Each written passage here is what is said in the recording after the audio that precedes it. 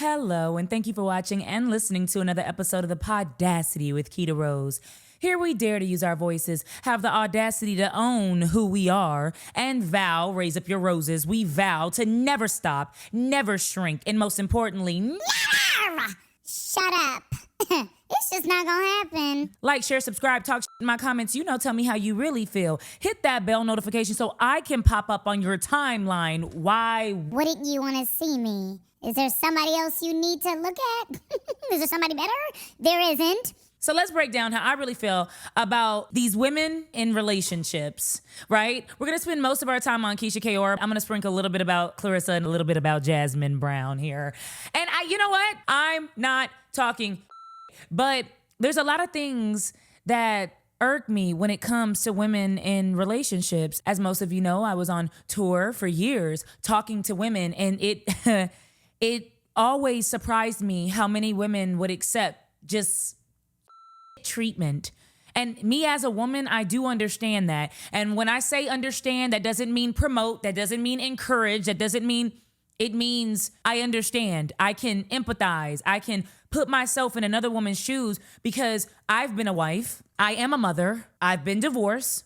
I've been a married mom. I've been a single mom. I have a lot of experience when it comes to relationship, and I'm very open and honest about how I feel about things. I'm very open and honest about what I've went through. And so many people, especially in this industry, so many people have told me, don't talk about depression. Don't talk about low self-esteem. Don't talk about these things because, people will look at you a certain way, or, people won't revere me or look up to me. I don't need no one to look up to me. I don't need anyone to revere me. I don't need anyone to love me so much and worship me, and I don't need to be anybody's god or goddess. I am myself. I exist.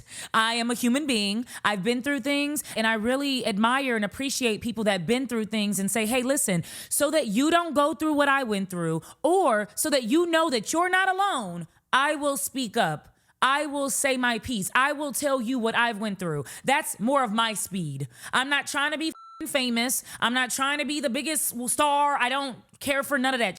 To be honest with you, I'm trying to make money to feed my son and feed my family. That's what I'm trying to do. That's my goal in life.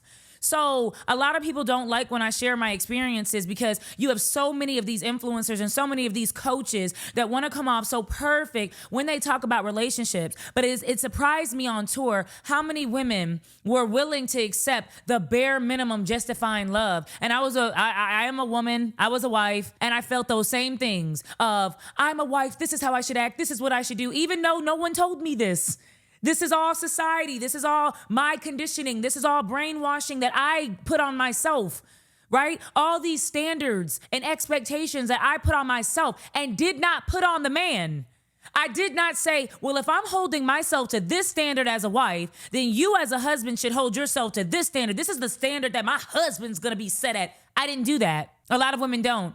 A lot of women say, well, I got to keep it tight. I got to keep it right. I got to take care of the kids. I'm going to work as well so I can help financially with the household. I'm going to make sure this is done. This is done. Oh, he's not good with money. I'll pay the bills. I'll figure out. And when you ask what the man is doing, Joseph, he goes bowling on Tuesdays, and then on Thursdays he goes to play basketball with his friends. And God, he likes his meatloaf with the corners burnt. And I said, what the fuck is he doing? I said, you're doing all this to make sure that you can live up to the standards, the crazy, unrealistic standards that you're putting on yourself. I'm asking, what is that man doing at home? I'm not here to say that men aren't good husbands. I'm not here to only speak about women. I know so many men unfollowed me, thank God. I saw something on Threads. It was a girl who posted her analytics on Threads, and she showed that she's only being followed by like 2% males because it shows you how many men, women, what ages they are, what location they're in, on Instagram and Facebook and stuff like that. And I went to go look at mine, and I'm still being followed by 12% men. And I'm like, wow, how can we get this number down? I'm just kidding.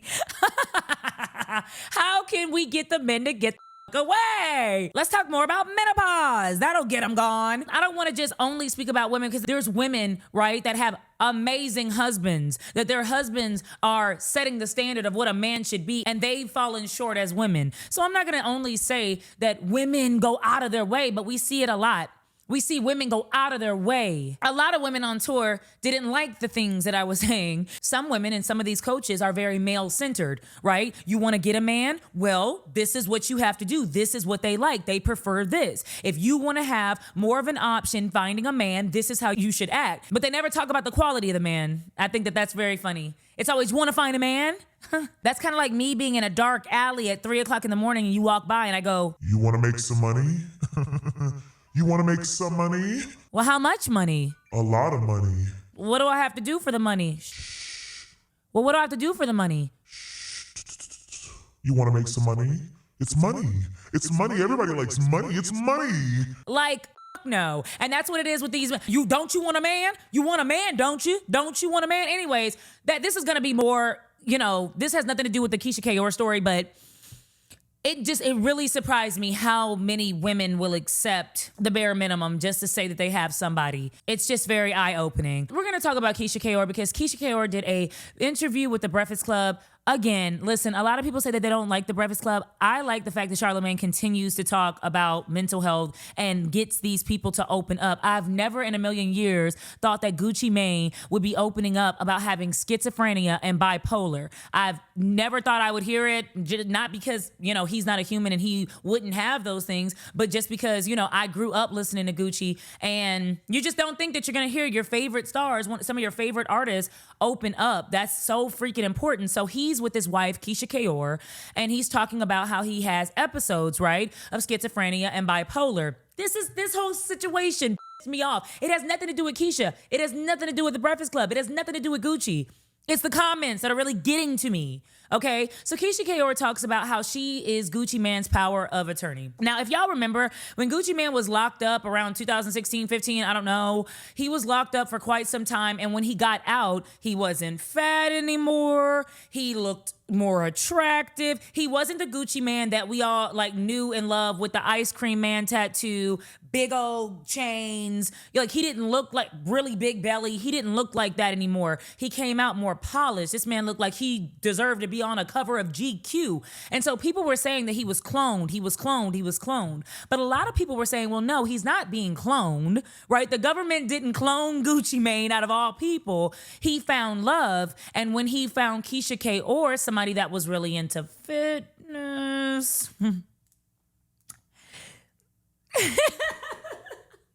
Anyways, somebody that was into appearance, into image, right? Somebody that seemed as if she took care of herself. He found a good thing when he found a wife. Just like it says in the Bible, he who finds a wife finds a good thing. And that's what people were saying. Well, they got married in 2017. And one of the biggest scandals where people were saying, well, Kiesha, you have 3 kids from your previous marriage and they're in Jamaica, allegedly. Oh my God. Everything that I've said previous to this and after this is alleged. I'm alleged, my face is alleged. You're not even looking at a real person. A bitch like me is AI. Thank ya. Well, Kiesha, you have 3 kids that are in, Jamaica. What's going on with them? Are you going to bring them to the States? Because now you're with Gucci. 2017, you married Gucci Man. Everybody is enamored with your relationship. Everybody is interested in your relationship. This is like the biggest marriage of the time. What are you going to do with your kids? I don't know if she's ever addressed it. I don't know where the other 3 kids are, but I do know that she had 2 kids, Ice and Iceland, with Gucci Man. Again, people love their relationship. People love them together. They're like goals. You got some bad chick on your arm. You looking good. You're losing weight. Everyone loves it. Yes, we want to see more of it. So in the interview, he's talking about these episodes. I didn't know he was schizophrenic. I didn't know he was bipolar. He comes out and he says that after he got out of jail around maybe 2017, it was this infamous date of, they kept talking about September 13th. And that's when he was going online, I guess, and talking shit about everybody. Nicki, Drake, Rick Ross, everybody. He was talking shit. And what's crazy is that reminded me about the Young Thug situation, right? Because we all kind of laughed and poked fun and made it a headline about Young Thug. When he got out of jail, his jail calls were leaked, and we were listening to him talk about everybody like Drake and Gucci Man and Glorilla and different things like that. And Gucci said something along the lines of he didn't really care about what Young Thug was saying, because he understood when you're in a deep dark depression, like jail, right? Jail is not a fun place. Prison is not a fun place. And I know a lot of people are going to say, well, duh, it's not supposed to be. But what happens in prison a lot of the times is inhumane, right? A prison is supposed to be somewhere that you go to reform yourself. You're supposed to learn a lesson, not come out more than you went in. All right. Same thing with the United States military. I joined the military and a lot of people are like, oh yeah, soldiers, this and that. You have no idea. You go in one way, you see all this, you come out so messed up. It's not even funny. You'll never be the same. You'll never look at anybody the same. You'll never sleep the same because of some of the that you witness. But anyways, I digress. He says that he understands when men get out, say crazy things, because during those times that he was talking about Nicki Minaj, Rick Ross, and all those other people, he was having an episode. And so Charlamagne the God is like, well, Kiesha, what do you do? How do you, combat these episodes? And Lauren's like, how do you keep your business afloat while he's still having these episodes? And she's like, listen, I battle with this man. I go toe to toe with this man. This man tries to buck up on me. And I tell this man, I'm not afraid of you. I'm not scared of you. She said, I guess for lack of a better words, that they had to kidnap him. At one point, I called his attorney, I called some bodyguards, and I just planned a whole kidnap, and we kidnapped him and took him to the hospital because we could not get him to the hospital. That 6 people had to gang up and get him, because I guess Gucci Mane's very strong, had to get him to go to a hospital when he was having these episodes. And now she's his power of attorney and she controls everything, meaning she controls his cell phone, she controls his Instagram whenever he's having an episode, his Twitter, all that, Spaces, Facebook, all that. Because she doesn't want him to go on these quote unquote Kanye rants, right? Where you're just going off, because your mind is going, the voices is going off in your head, and you've got to express yourself, and you do not care how you look, and you do not care about your reputation or your image. Right now, you just got to get your shit off, period, point blank. I had a couple episodes where I had to get my shit off. This is the reason why I don't like the comments, because what happens when you start talking about mental health is, and it's important to get people involved in the conversation, but nobody knows what they're talking about. And that's what I don't like, right? So people are conflating what bipolar is. People are talking about what schizophrenia is. People are saying that he's not actually schizophrenic. People are saying that, oh yeah, we know bipolar means you're crazy. As somebody with bipolar, I ain't never been crazy. I can get crazy. Let me make some real clear. I'm not crazy. I'm very educated. I'm not out of my mind. I don't make up. And I'm not a liar. I'm a lot of things. People don't like me. People say I'm masculine. People say I'm aggressive. People say a lot about me. People say I'm controversial. Some people may say I'm polarizing. Even though I have common sense, I guess in this world, common sense is pretty polarizing. I'm not crazy. I don't make up. I don't lie. Let's educate ourselves on what bipolar is. I'll bring it up. Bipolar is a mental health condition characterized by extreme mood swings. It is a mood swing, right? You have low moods, depression. You have high moods, mania. During mania, you have an elevated mood of euphoria. You have increased energy and activity. You might have racing thoughts, not voices. Racing thoughts or speech. Talk really fast. I talk very fast. I have a lot of energy.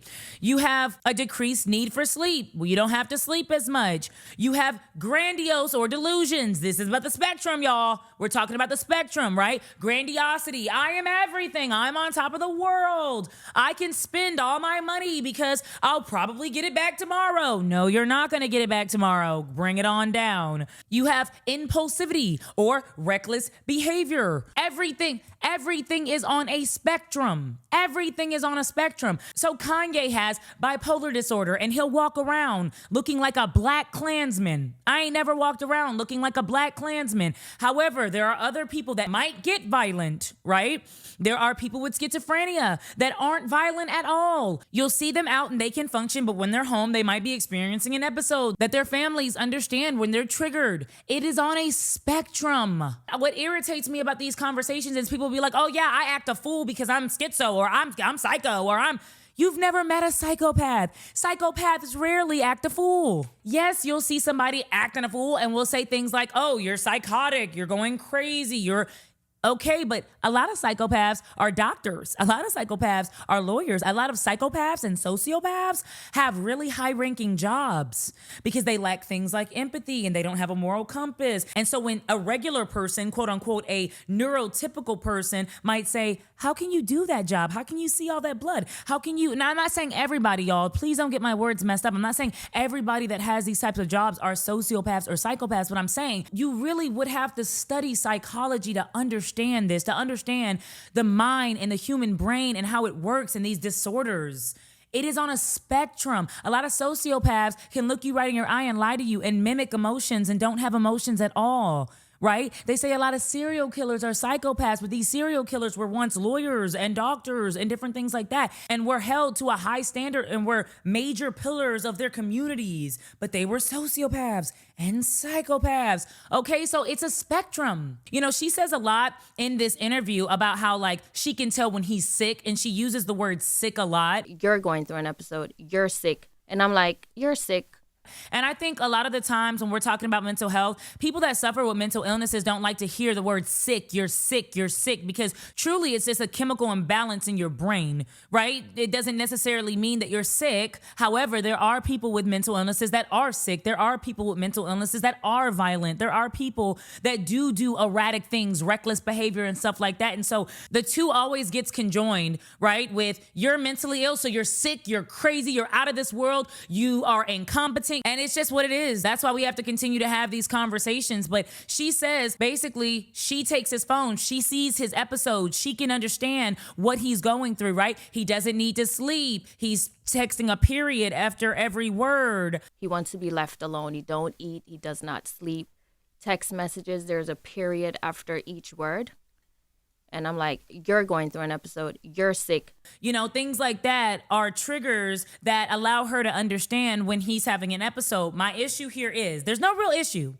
I love that Gucci Mane has somebody that loves him. I love that they've been together since 2017. I love that their first origin story, right, where everybody was so enamored with their relationship because she said that he gave her $1 million and she flipped it while he was still in jail. And he got out and married her because he knew, right, first she was a video vixen, but he knew that she was a businesswoman and she knew how to flip $1 million. If y'all remember back in the day, Kiesha Ka'oir had Kiesha Ka'oir lipsticks, had Kiesha Ka'oir cosmetics, had Kiesha Ka'oir waist trainers that were $80.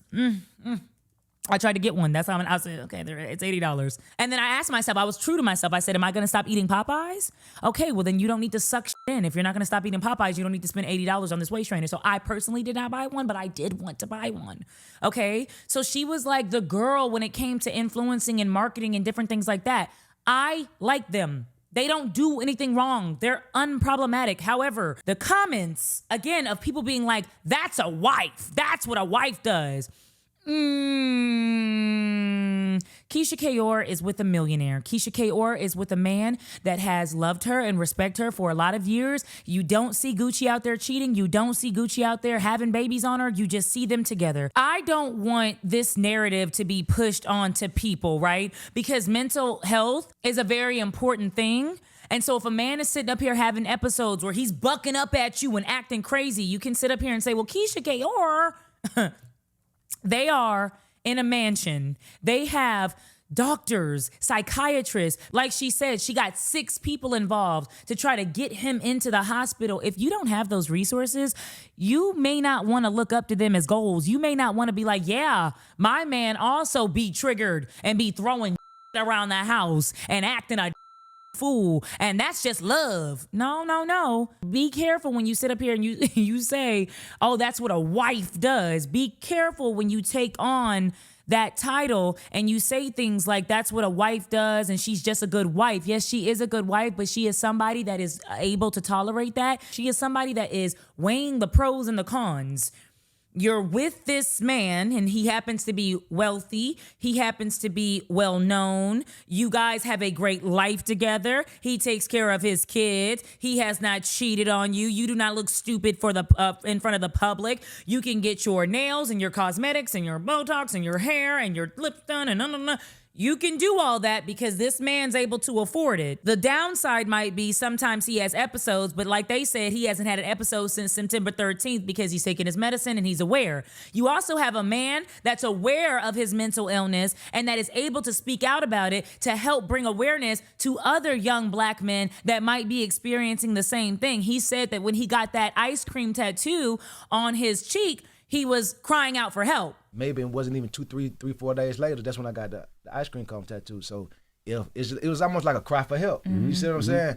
Everybody knew that ice cream tattoo. Everybody thought it was just because he the ice man. This man was crying out for help. So when you see these young artists and you see these young black men with tattoos all over their faces, yeah, they might be edgy. Yeah, they might be emo. Yeah, they might be forever loners. But at the Juice World, I freaking love Juice World. They also might be crying out for help.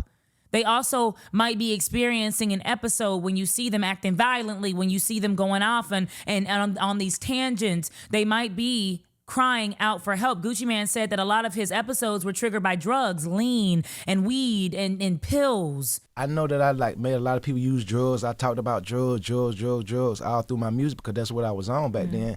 And I'm just like, I know I made a whole bunch of people think pills was cool. I know that for a fact. You know what I'm saying? You know, we see Kodak, and Kodak is so freaking talented. I love all of Kodak's music. However, it was one, I think, song that I heard where he was like, I'm the baddest man, I'm the baddest doing meth. It's allegedly, it was something like that. You the baddest doing what?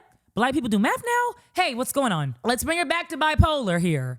Depressive moods, you might be persistently sad, loss of interest, fatigue, low energy, difficulty concentrating, making decisions, changes in appetite and sleep, suicidal thoughts and behaviors. Okay, a lot of people have suffered with depression that aren't bipolar, but I'm just giving you some context on what bipolar disorder is, because so many people love being like, oh yeah, she acted a fool, she's bipolar, she's making up, she's bipolar. It's a spectrum. There's a lot of other mental illnesses that we haven't named, that we should name. There's a lot of other mental illnesses that our president carries that no one wants to talk about, that the people in the government are going through, that a lot of these Republicans are experiencing a lot of mental health crises, right? And they're in power and we don't see it like that. We just laugh at them and say that they're quirky. No, they're but nobody wants to talk about that. And before you sit up here and say that Kiesha Ka'oir is just a good wife, I love that. I love that he's there for her.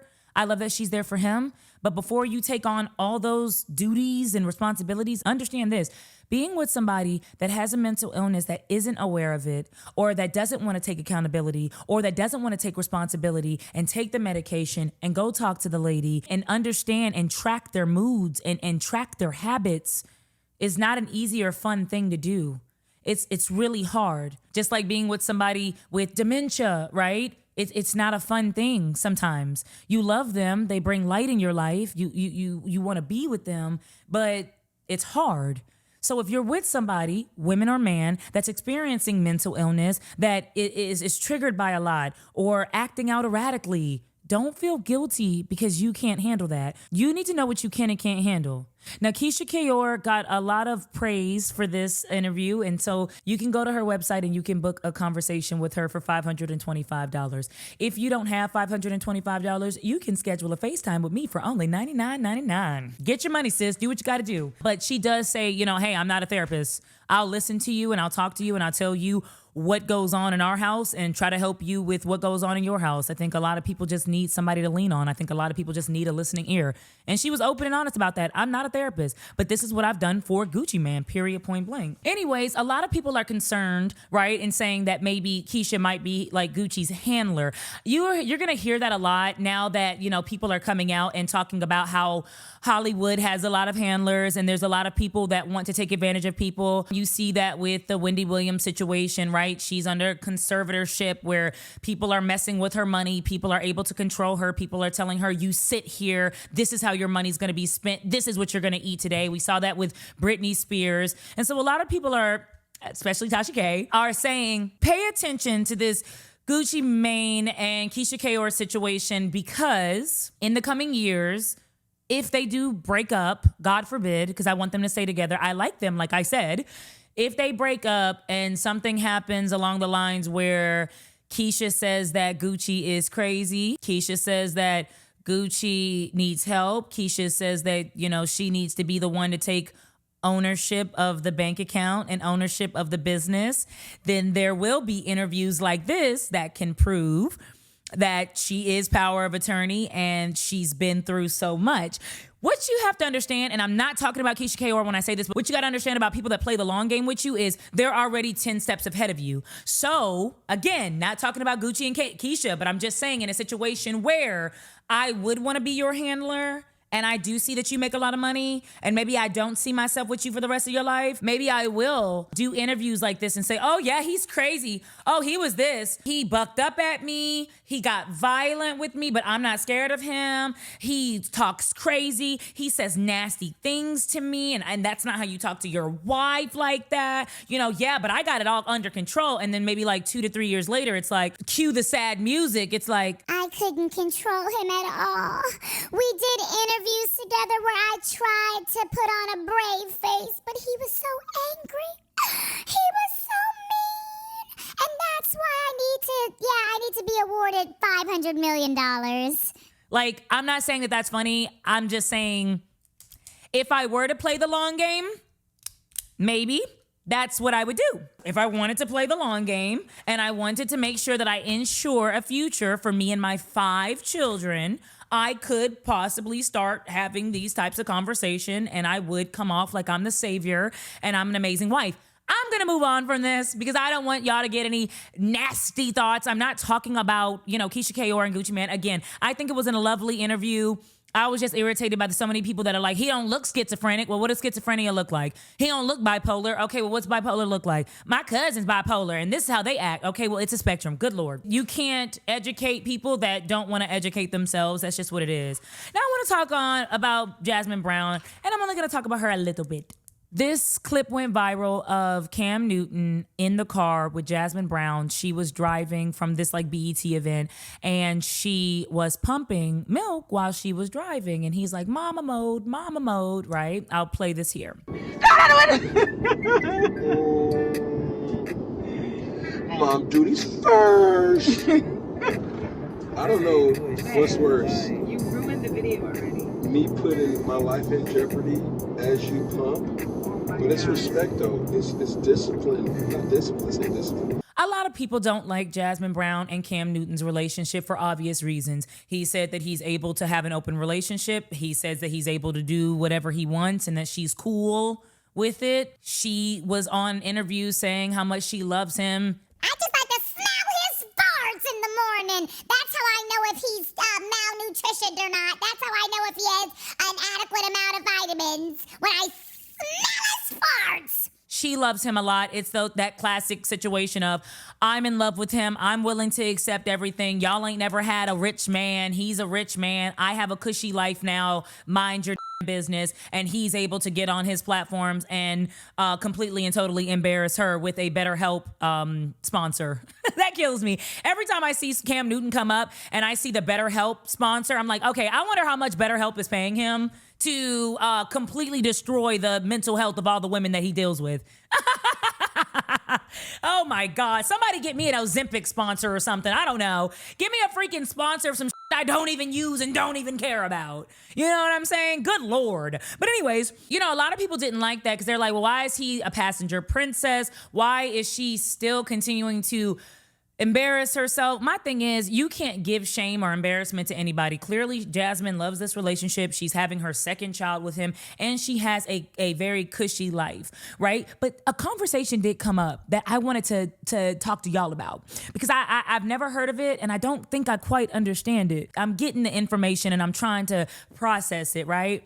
People were talking about this video, and a lot of women were saying that Jasmin's not stupid, that Jasmin's allowing him to videotape her in this type of way because she's advertising, right? One lady called it a mating call. I'll put that video in here. It's a mating call. Duh. What's your personal take? This is, I guess you want to say, a dog whistle of some sort. It ain't for Kim. It ain't for her. It's to secure her plan B. Everything that she doing on this camera, best believe she doing it at home. She don't need to perform wifey duties for Cam. She's doing it at home. He already sees it. Not putting it on camera to make herself look better. People are going to say she's stupid, and it's not going to make her look good. Whose approval is she looking for? Men. Why? To secure her plan B. Why do you want an audience of men to look at you like you're the perfect wife when your man already at home know what you do? Men that you don't even know. Why? Are y'all not seeing this? I don't know these people. This is just my opinion. This ain't got nothing to do with Cam. He's securing her just in case plan. Who's the target audience? And one girl said in the comments, no, this is not a mating call. This is advertisement. And I'm like, what is going on? So I call up my friend and I'm like, what does this mean? Why are people saying that? And she said, oh, it's absolutely a mating call. It's absolutely an advertisement. So basically, what women do is they to secure a plan B because they know that plan A is not going to work out, right? So Jasmin knows that Cam and her may not last forever because none of his relationships have last. He has 9 kids with 3 different women, her being the 3rd. To secure plan B, what I'm going to do is I'm going to show what I'm willing to do for my man. So my man's out here saying that he can cheat on me. He can. My man's out here saying that I cook and clean for him while he does absolutely nothing for me. He does. My man is a passenger princess driving around while I'm pumping milk while driving. I'll do it all for my man. That's how much I do for my man. I'll lay it all out. So that other men, maybe men that have more money than Cam, maybe men that have more sense than Cam, maybe men that are more attractive than Cam, whatever she's looking for, whatever her plan B is gonna be,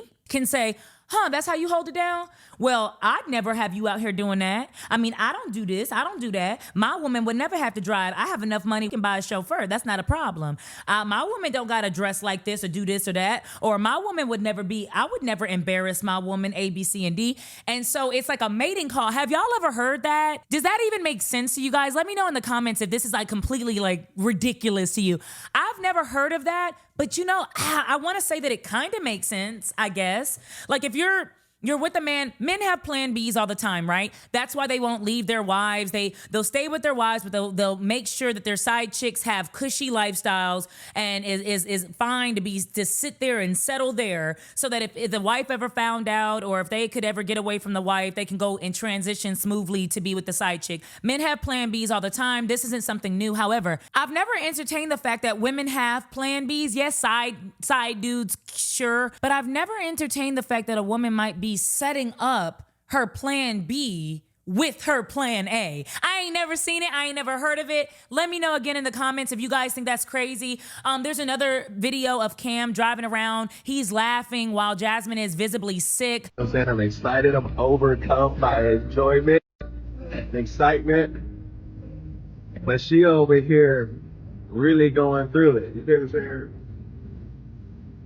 So that's why we gotta be here more than like.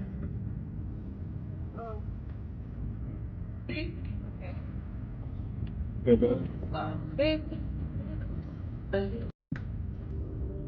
last for like a minute long. And again, people are like, oh, it's a humiliation ritual. He's trying to humiliate her. And other women are saying, Jasmin's not stupid. He's not humiliating her.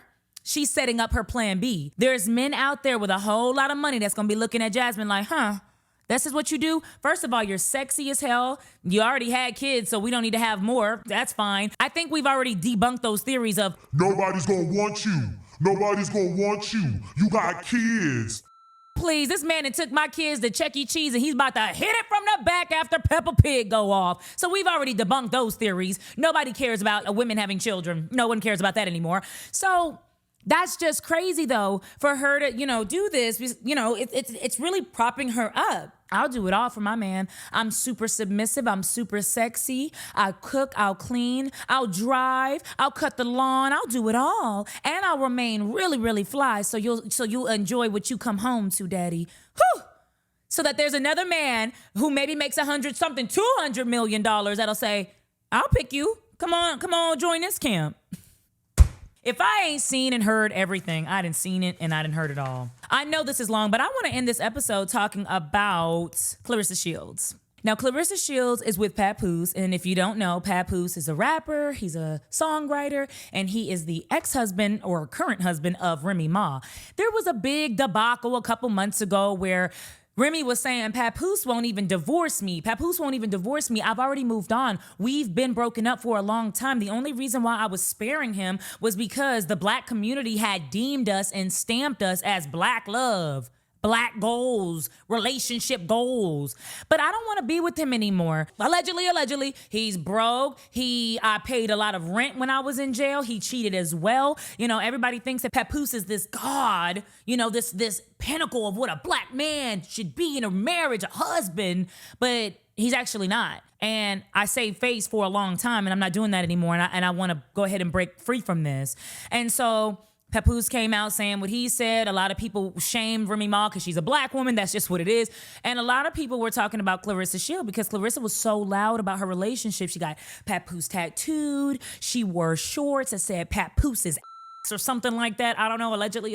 And when we talk about handlers, I'll say this. I think Claressa Shields is beautiful. I think she's very talented. I think she's a boxer, so she doesn't have to be that intellectual. I think she's a boxer. I think she's good at her job. I think she's in love. And a lot of people are saying that she's acting like this is her first man, because you know how it is when you get your first man, that man that really supports you, right? Especially when you're in this like male-dominated field. You want to be with a man that supports you because there's so many men like, oh, you're manly, you're this, you're that. I would never be with you. Things like that. And so when you do find a man that's like, wow, he supports me. He loves me. He's there for me. I think this is going to be forever. I think I might marry this man. I'm in love with him.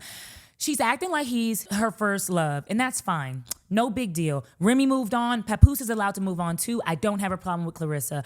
People don't like the way she dresses, but she's a boxer. She doesn't have to be a fashionista or a Vogue model. However, Claressa Shields is worth a lot of money.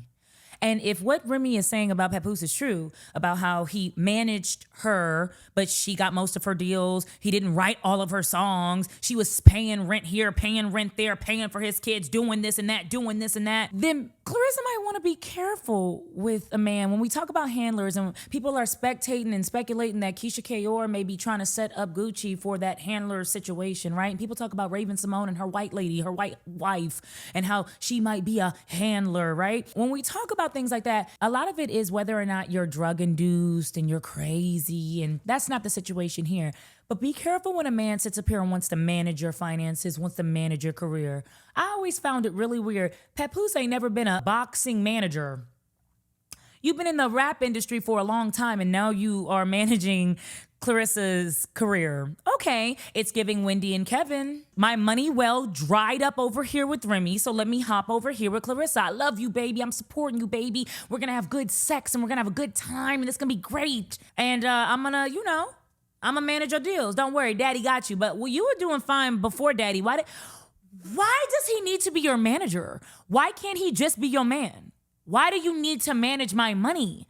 Why do you need to manage my career? I was doing fine without you. I was a heavyweight champ without you. Why can't you just be my boyfriend? Why? With Rashida and Kirk, like they started off, okay, cool. He manages her career, but he's also cheated on her and dragged her through the mud and all this stuff. Why can't you just be my man? Why do you have to manage me? That is a really interesting question. I don't know. Let me know what you guys think in the comments below. I just think that's very interesting. Why? Why do you have to manage her? Why can't you two just be in love? I hope Claressa, if they get married, gets a prenup.